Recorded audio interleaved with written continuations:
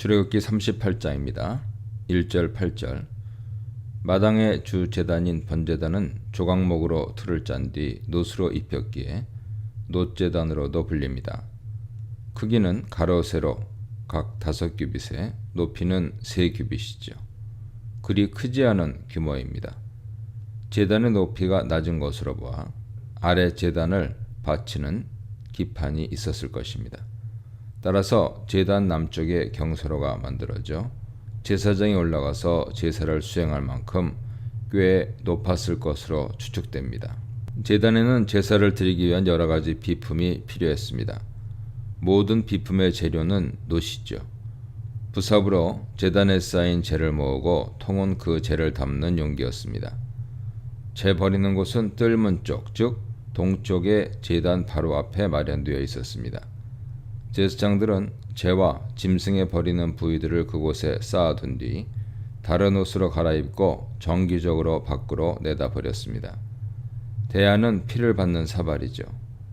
대야의 원어 미츠라크가 들고 끼얹다, 자라크의 파생어인 것에서 확인됩니다.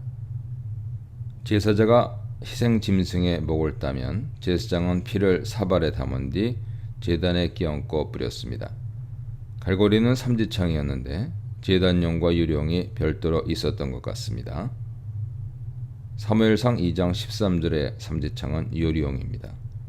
제단용 삼지창은 제단 위에 놓인 고기를 가지런히 놓고 잘 타도록 정돈하기 위한 것입니다. 불 옮기는 그릇은 제단에서 불똥을 담아 내 성소의 향단에 분향을 하기 위한 비품입니다. 이것을 향로로 칭하기도 합니다. 마찬가지로 향단의 재를 매일 아침 청소할 때 아마 이 그릇에 담아 나왔을 것입니다. 민수기 16장에서 고라 일당은 이 향로를 사용하지 않고 자기들 멋대로 불법 향로를 가지고 향을 피우다 순식간에 몰살당했습니다. 합당하지 못한 인간 예배에 대한 무서운 경고죠. 한편 놋으로 만든 철망, 즉 모퉁이에 놋골이 넷이 달린 석쇠는 설치 방법에 대해 이견들이 있으나 제단 중간쯤에 고기를 태우기 위해 설치했던 것으로 보입니다. 제단도 성막을 옮길 때 함께 옮겨야 했습니다. 따라서 이동을 위한 채를 역시 부착해야 했죠. 제단의 틀은 조각목 널판으로 짠 뒤 놋으로 입혔는데 널판 안쪽은 비워놓습니다. 아마도 고열을 견딜 수 있도록 그 빈 공간은 흙으로 채웠을 것으로 예상됩니다. 흙을 제거하면 제단은 그리 무겁지 않아 분해해서 쉽게 이동시킬 수 있었습니다. 이동을 고려한 설계를 할 수 있죠. 다른 성전 비품들과 더불어 제단도 주요 소요품 중 하나로 보입니다. 모든 물건은 수명이 있는 법이죠. 예컨대 제사장 옷들은 계속 만들어야 했을 것입니다. 아마 일부를 제외한 비품들은 오래 사용한 뒤 교체했을 가능성이 큽니다. 특히 번제단은 수많은 제사를 드리고 조각목이 강한 화력에 많이 손상됐을 것이고 정기적으로 식양에 따라 다시 짰을 것입니다. 번제단뿐 아니라 일부를 제외한 여러 가지 성막 비품들과 시설물들은 소모품인 관계로 수명이 다하면 식양에 따라 다시 제작했을 것입니다. 놋을 재료로 물두멍과 물두멍 받침이 만들어집니다. 마당 비품들이 놋으로 만들어졌다는 사실은 그것들이 성막 공간에서 거룩의 등급이 제일 낮았음을 말해줍니다. 물두멍을 제작한 놋의 출처는 여인들의 거울이죠. 왜 굳이 여인들의 거울로 물두멍을 제작했을까요? 의미를 부여하자면 여인들이 자신들의 아름다움을 위해 사용한 놋거울을 제사장들의 아름다움을 위해 헌납했다고 볼 수 있습니다. 제사장들이 이 물두멍의 물로 목욕을 하라는 지침은 나타나지 않고 19절에서 보듯이 단지 그들의 손발을 씻고 내 성소로 들어가도록 규정되어 있습니다. 만일 수족을 씻지 않고 내 성소에 들어간다면 죽음을 면치 못할 것이라고 경고합니다. 수족을 씻는 이유는 제사장 복장을 입은 제사장의 몸 중에서 유일한 노출 부위였기 때문일 것입니다. 제사장 복장은 거룩함을 유지하여 오염을 방어하고 견딜 수 있었으나 제사장 수족은 노출 상태라 씻은 뒤에 내 성소에 입장해야 했습니다. 평일에는 제사장들이 수족을 씻을 뿐이나 제사장 위임식에서는 임명받는 제사장이 자신의 몸을 씻어야 하고, 또한 속죄일에는 대제사장이 그 물두멍의 물로 목욕을 해야 합니다. 따라서 물두멍의 물의 양은 여러 제사장들이 자주 손발을 씻고 특별한 경우 제사장이 목욕을 하기에 충분할 만큼 되어야 했기에 결코 적은 양은 아니었을 것입니다. 9절로 20절입니다. 성막들의 동서 방향 길이는 100규빗 약 50m입니다. 뜰 사면은 세마포로 짠 걸개로 울타리를 쳐야 합니다.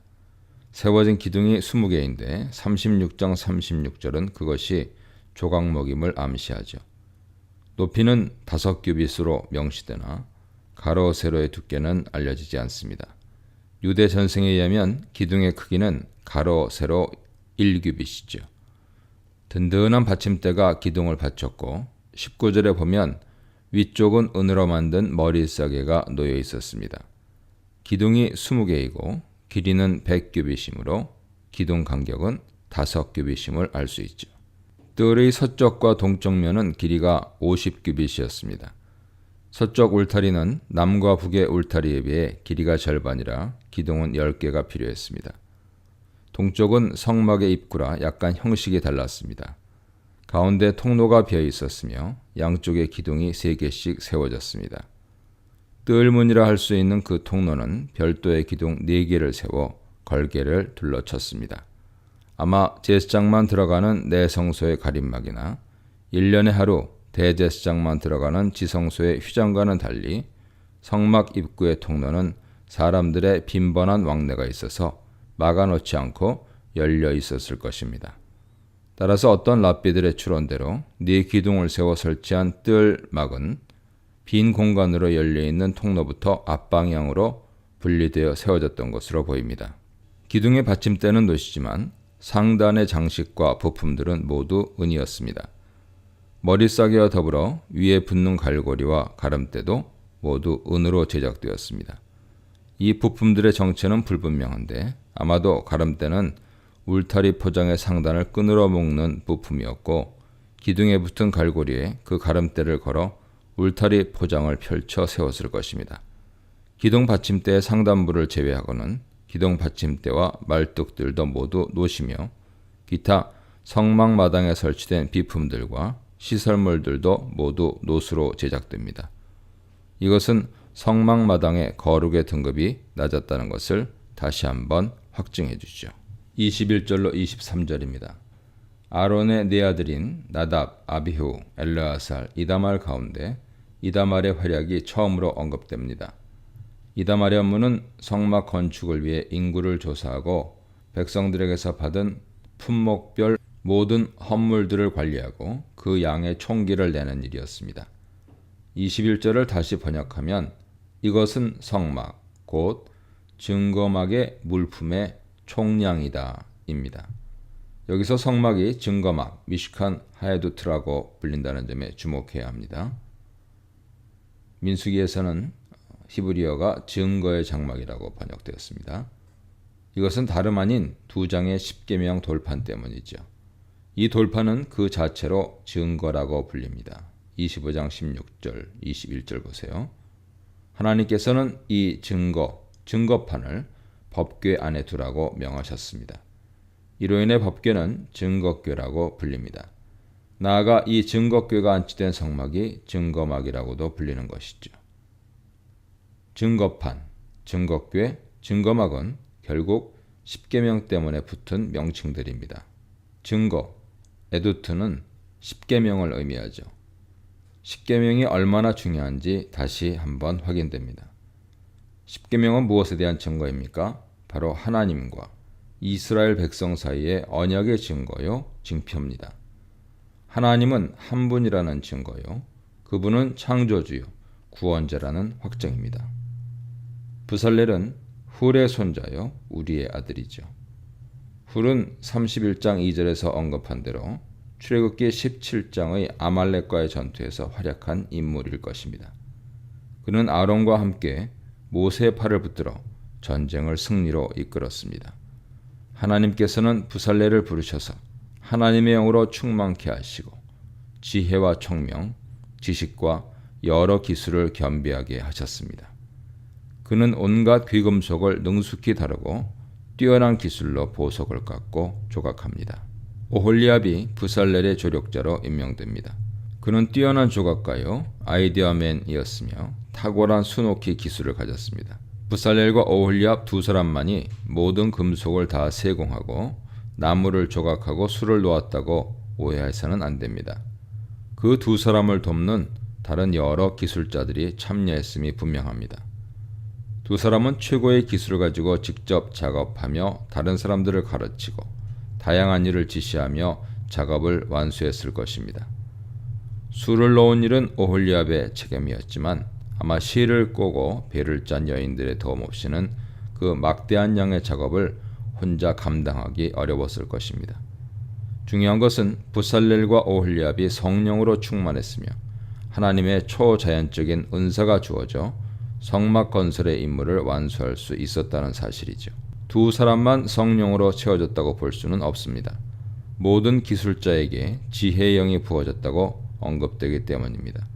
결국 성막 건설은 하나님 주도하신 일입니다. 하나님께서 준비된 기술자들을 불러 그들을 신적 기술과 지혜로 충만하게 하여 성막이 하나님의 설계대로 지어지게 하십니다. 성막과 제사장의 옷은 인간이 디자인한 것이 아니기 때문에 사람의 능력과 지혜로 지을 수 없습니다. 그것을 디자인하신 하나님께서 직접 만드셔야 합니다. 24, 28절입니다. 금과 은의 총계를 먼저 살핍니다. 성경 도량형과 더불어 현대 도량형으로 환산한 것을 나란히 병기해 봅니다. 무게는 성소의 세겔이었는데 한 달란트 무게는 약 34kg으로 간주됩니다. 금은 29달란트 730세겔, 즉 994.4kg.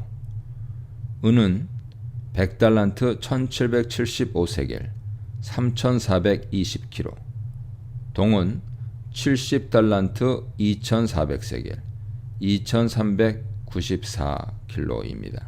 금은 모두 자발적으로 바친 것을 모은 총량이고 은은 20살 이상 모든 성인 숫자가 60만 3,550명이었고 각인은 0.5세겔을 의무적으로 헌납했습니다. 그렇게 나온 총량이 대략 금 1톤, 은 3.5톤이 된 것이죠. 굉장히 많은 양입니다. 성막의 규모와 금, 은의 사용 내역에 비춰볼 때 이 물량은 전혀 과장된 수치가 아니죠.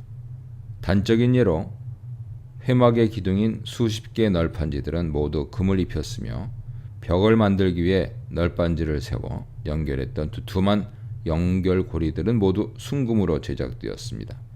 또한 금등대 하나에만 1달란트 34kg의 금이 사용되었고요.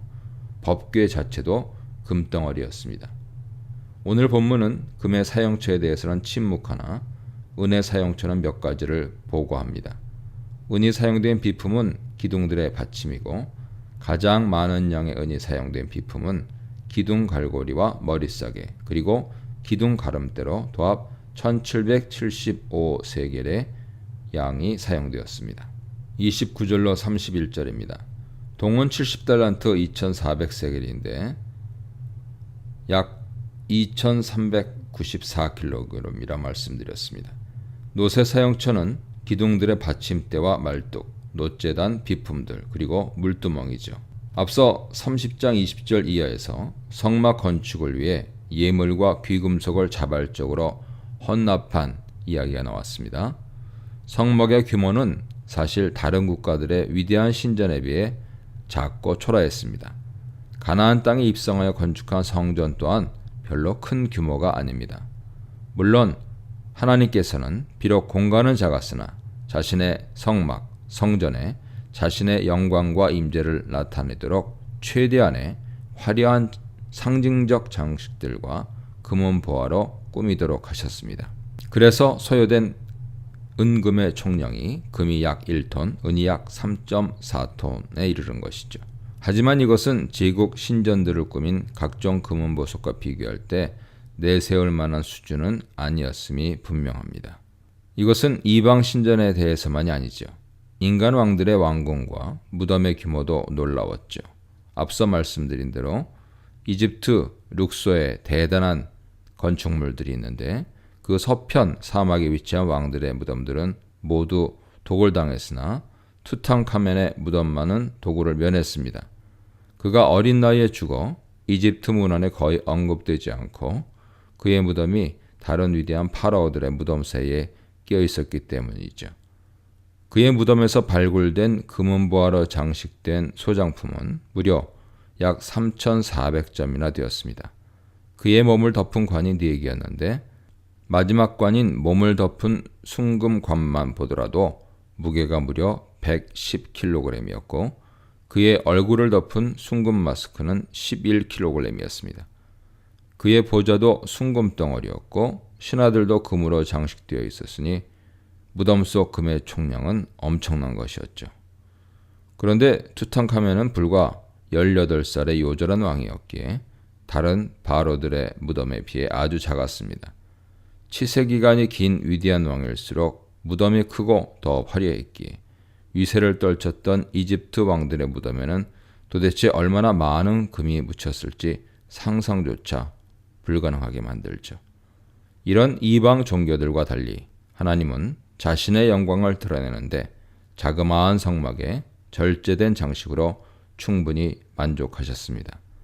성막을 성막되게 하고 위대하게 만드는 요소는 다름 아닌 하나님의 임재와 백성들의 열정적인 참여라 할 수 있습니다.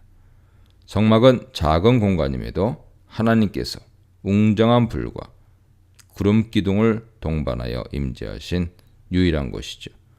또한 하나님의 관심은 성전 규모에 있지 않고 백성들의 참여와 열정에 있었습니다. 출애굽기 25장 2절 보세요. 이 문단에서는 의무를 넘어선 헌신, 건물을 넘어선 성막, 주연 못지않은 조연, 성막을 거룩하게 만드는 것은, 성막을 영광스럽게 만드는 것은에 대해 묵상해 보시기 바랍니다.